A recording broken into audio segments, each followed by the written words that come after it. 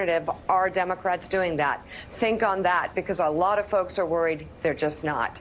The president continued his smear campaign against Congressman Elijah Cummings yesterday, ramping up his assault with unsubstantiated allegations of corruption.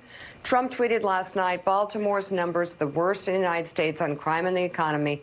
Billions of dollars have been pumped in over the years, but to no avail. The money was stolen or wasted. Ask Elijah Cummings where it went.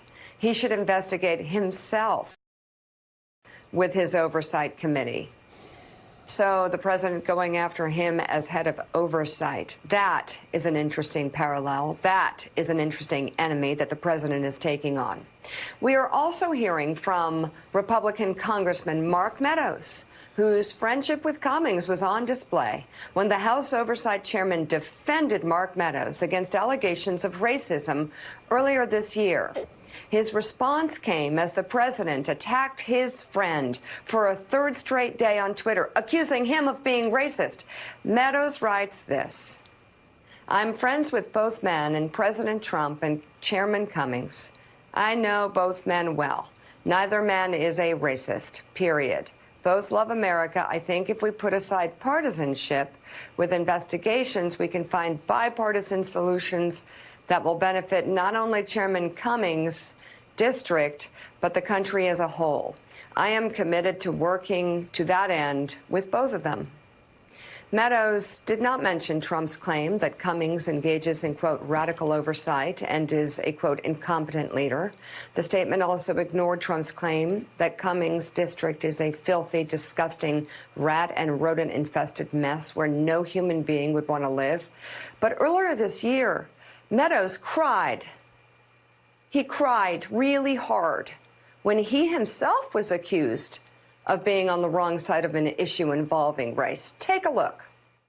My nieces and nephews are people of color.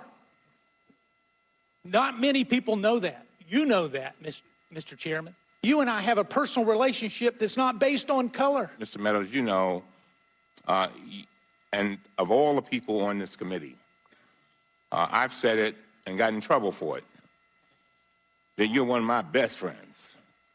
I know that shocks people. And likewise, Mr. Chairman. But you are. And I could see and feel your pain. I feel it. Really? Mark Meadows, just a couple of questions. Can you feel Elijah Cummings' pain when he's called a racist? Because you were crying there. You were truly upset. You were deeply shocked and appalled that you were called a racist. And Elijah stood up for you. Right there in front of the cameras, come what may. No matter what happened to him, he stood with his friend, and you couldn't even do it. But you were so upset, you were crying like a baby.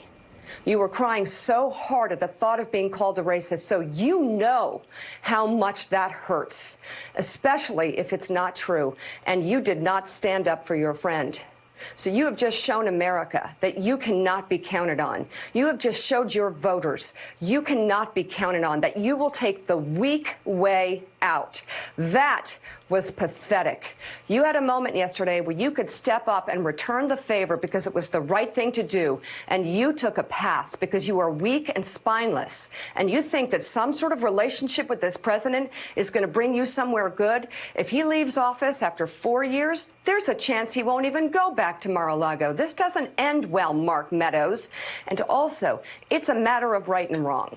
It's a matter of right and wrong. You know what it feels like to be called a racist when you believe you're not, which many would question about you, but he didn't. He took a stand in real time. You took a pathetic, many moments to figure out some sort of pathetic statement that said nothing. You did nothing. Gene Robinson, any problem with anything I'm saying? No problem. I think you used the word pathetic 3 times. I think right word, unconscionable, disgraceful. Those are another couple of words that you could use for Meadows' performance. Cummings didn't have to go out on that limb for him. Cummings didn't have to, at that point, when Meadows was under attack, Cummings didn't have to come to his defense so forcefully. Do you remember, Gene? Do you remember what happened leading up to that moment where Meadows was crying crocodile tears? Do you remember that woman they brought out? It was a pathetic display. And Elijah Cummings put his hand up and said, no, we're not using the word racist. We're not. I know this man. I've worked with him. He stood up for him in real time. And that really ridiculous and again disgraceful sort of I know both men response is not the same thing as coming to the defense of someone who you claim is a friend, who showed he was a friend to you, a real friend to you. It's just awful. It's amazing the whole. Michael Steele was talking earlier about what he's seeing among Republicans about Trump, and it is simply true that there is no Republican Party anymore. It is the Trump Party. You know, I have serious questions about whether Donald Trump can expand his base to the point where he could actually get reelected, but I have no doubt about his control of the vast majority of self-identified Republicans right now. He is the Republican Party. It is not the party of Lincoln. It's the party of Trump. And Republicans and Republican office holders and the Republican base are following him, I believe off a cliff, but following him like some sort of demented Pied Piper. It is just, it's appalling, but this is the world we live in.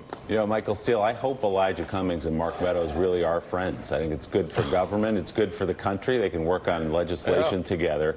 But I don't know a lot of friends who would have sat there for 3 days and waited and calculated what's the right thing for me to say so I don't anger the President of the United States. And it goes, as you know better than anyone, to Gene's larger point, which is that Donald Trump has done something to Republicans and to the Republican Party where they are not behaving the way they want to behave. In other words, they're doing things to please Donald Trump. They're calculating, they're thinking through, how do I say this? How do I legislate even in a way that will please President Trump, even when it's a direct attack on a friend? They can't respond the way that a normal human being would respond for fear of upsetting President Trump.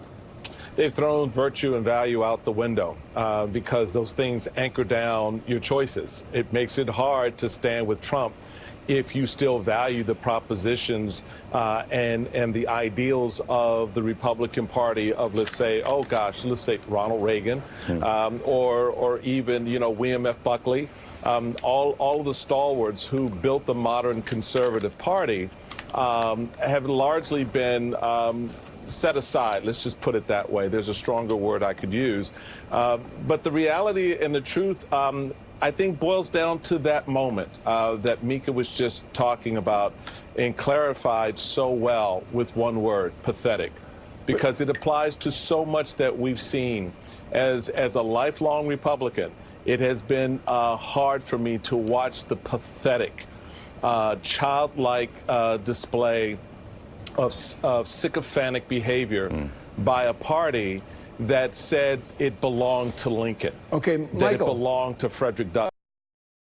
And yet, in a moment like that, it took Mark Meadows 3 days to come up with that support. Zilch. For his friend. With friends like that, Elijah Cummings, brother, you need to check that, because I don't know if I go into a fight, he's going to have my back the way you had his in front of the nation a few weeks ago. Michael, we've been listening to you. I've been listening to you for a long time. You make a lot of sense. But history is a constant stenographer. It never stops recording what happens. There's got to be some explanation other than fear of being primaried on your right from all these people in the House and the Senate. There's, other than fear of Donald Trump. What is the answer here? Why do they fold unceasingly, one after another? I think it's probably, again, it's driven more from the bottom up here. This is not the leadership and elected officials necessarily taking these positions on their own. They're reacting to a base of Republicans that has turned on itself. And a lot of it, Mike, goes back to the promises that were made that were broken, the sense that